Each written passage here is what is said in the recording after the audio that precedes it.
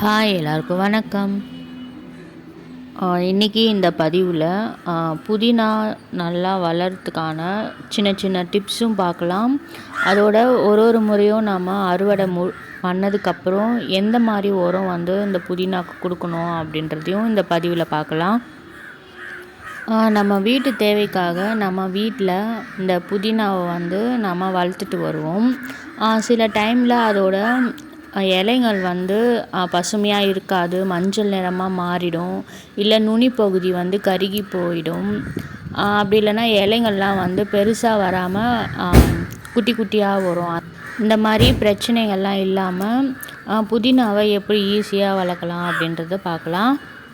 நாம் கடையிலேருந்து புதினா வாங்கிட்டு வரும்போது அந்த புதினா கட்டிலேருந்து ஒரு தடிமனாக இருக்கிற தண்டை வச்சு தான் நாம் புதினாவை வளர்க்கணும். நல்லா மெலிசாக இருக்கிற தண்டு நம்ம வளர்க்கக்கூடாது, நல்லா தடிமனாக இருக்கணும். அந்த தடிமனாக இருக்கிற தண்டை ஒரு 10 தண்டு எடுத்துக்கோங்க. கீழே இருக்கிற இலைகள்லாம் எடுத்துட்டு மேலே நுனியில் ஒரு 4-5 இலை இருக்கிற மாதிரி வச்சுக்கோங்க. அந்த தண்டை என்ன பண்ணணும் அப்படின்னா 2 நாளைக்கு தண்ணியில் போட்டு வச்சுடுங்க. தண்ணியில் போட்டு வச்சதுக்கப்புறம் அந்த தண்டுலேருந்து வேர் உருவாகிடும். வேர் வந்ததுக்கப்புறம் நம்ம மண்ணில் ஊனி வச்சா சீக்கிரமே அந்த புதினா துளுக்கும். நாம் அப்படியே கூட அந்த தண்டை நேரடியாக மண்கலவையில் ஊனி வைக்கலாம். ஒரு சில டைமில் அந்த தண்டு அழுகி போகிறதுக்கு வாய்ப்பு இருக்குது. அதனால் நான் எப்போவுமே இந்த மாதிரி தண்ணியில் போட்டு வச்சு ஒரு 2 நாள் கழித்து தான் நான் வைப்பேன், அந்த வேர் வந்ததுக்கப்புறம். நீங்கள் பாருங்கள், நான் இப்போ புதினா கிள்ளிகிட்ருக்கேன். என் வீட்டில் இருக்கிற புதினா நல்லா பச்சை பசேல்னு இலைகளோட சைஸும் நல்லா பெருசாகவே இருக்குது. இதுக்கான மண் கலவை அப்படின்னு என்னென்னா, இதில் நீங்கள் செம்மண்ணோ இல்லை தோட்டத்து மண்ணோ எடுத்துக்கலாம். அது கூடவே கொஞ்சம் கோகோபிட் கலந்துக்கோங்க. ஒரு பங்கு தொழு உரம் இல்லைன்னா கிச்சன் கம்போஸ்ட் அந்த மாதிரி கலந்துக்கோங்க. கண்டிப்பாக நீங்கள் கோகோபிட் கலக்கணும். ஏன்னா அப்போ தான் மண் நல்லா பொல பொலன்னு லூஸாக இருக்கும். புதினா நல்லா வேர் விட்டு நல்லா படரும். அப்படின்றதால மண் எப்பவுமே நம்ம பொல பொலன்னு லூஸாக இருக்கிற மாதிரி தான் அதுக்கு மண் கலவை ரெடி பண்ணணும். இது நல்லா வேர் விட்டு படரும். அப்படின்றதால தொட்டி நல்லா அகலமாக இருக்கிற மாதிரி நாம் சூஸ் பண்ணணும். க்ரோ பேக்கும் நீங்கள் யூஸ் பண்ணலாம்.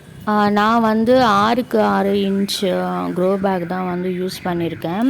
இது கீரைக்காக நான் வாங்கினேன். இப்போ புதினா தான் நான் இதில் வளர்த்துட்டு வரேன்.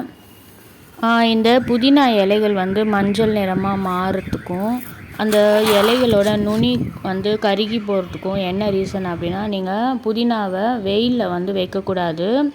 காலை வெயில் ஒரு 3 மணி நேரம் இல்லை 4 மணி நேரம் வெயில் பட்டாவே போடும். இந்த புதினா நல்லா செழிப்பாக வளரும். இப்போது அறுவடை பண்ணதுக்கப்புறம் நாம் என்ன மாதிரியான உரம் இந்த புதினாவுக்கு கொடுக்கணும் அப்படின்றத பார்க்கலாம். எனக்கு இந்த தொழு உரம் ரெகுலராக கிடைக்காது. அதனால் நான் மாட்டு சாணம் இருக்குது பார்த்திங்களா, அதில் வரட்டி செய்வாங்க. அந்த வரட்டியை நான் வாங்கிட்டு அதை வச்சு நான் உரம் தயாரிச்சிடுவேன். அந்த உரம் தான் இது. இதில் நிறைய நைட்ரஜன் சத்து நிறைய இருக்கிறதுனால இப்போது அந்த மாட்டு சாணம் வச்சு தயாரித்த உரம் மட்டும்தான் எடுத்திருக்கேன். இப்போ அதிலே கொஞ்சம் ஒரு 2-3 ஸ்பூன் வேப்பம் புண்ணாக்கு நம்ம சேர்த்துக்கலாம். வேப்பம் புண்ணாக்கு சேர்க்கறதால மண்ணில் எந்த பூச்சி தாக்குதலும் இல்லாமல் வேரழுகல் பிரச்சனை எதுவும் இல்லாமல் செடி நல்லா பசுமையாக வளரும். இப்போ அந்த வேப்பம் புண்ணாக்கு அந்த உரத்தோட நல்லா கலக்கிற மாதிரி நல்லா மிக்ஸ் பண்ணிக்கோங்க. நான் சீக்கிரமே அந்த வரட்டியை வச்சு எப்படி உரம் தயாரிக்கலாம் அப்படின்றது வீடியோ நான் போடுறேன்.